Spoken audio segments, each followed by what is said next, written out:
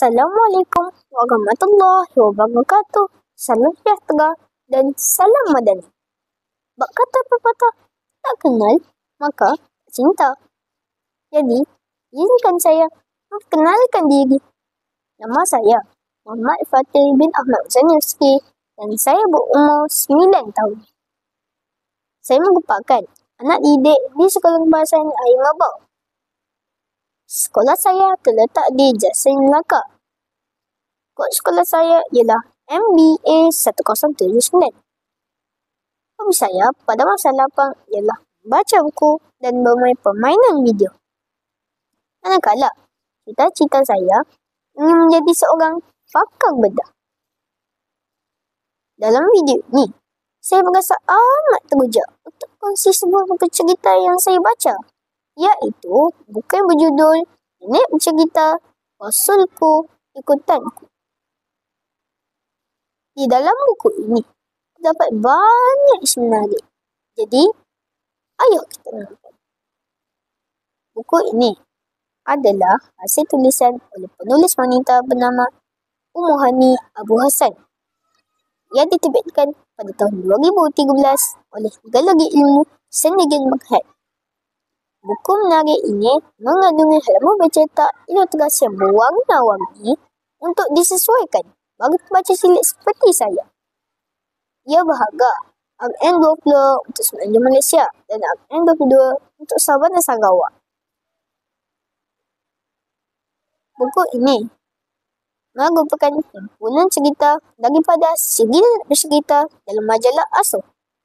Kelainan buku ini terletak kepada penceritaan kisah sirah Nabi Muhammad oleh seorang nenek kepada cucunya, Amir. Setiap peristiwa atau situasi harian yang berlaku kepada Amir dikaitkan oleh neneknya dengan kisah sirah Nabi Muhammad. Dalam kehidupan harian Amir, nenek sering mengajaknya menunaikan solat jemaah di masjid berdekatan, selalunya pada waktu subuh dan maghrib. Mereka ke sana dengan berjalan kaki bertemakan lampu suduh.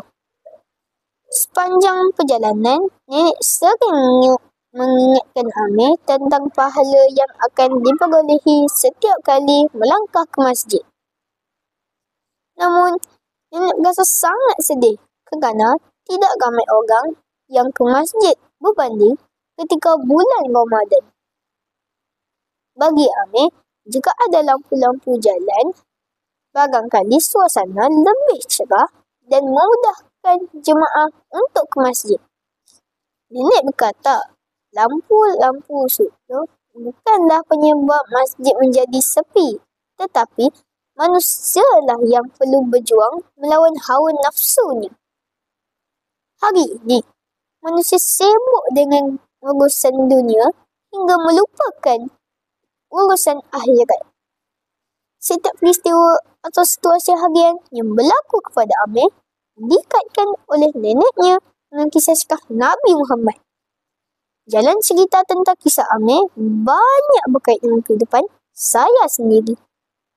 Hal ini membuatkan saya benar-benar teruja membacakan kisah sirah Nabi Muhammad.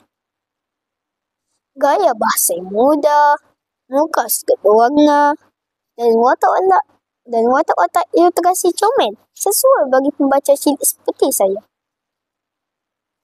Buku ini secara keseluruhannya ialah sebuah himpunan catatan tentang pelbagai hal kehidupan.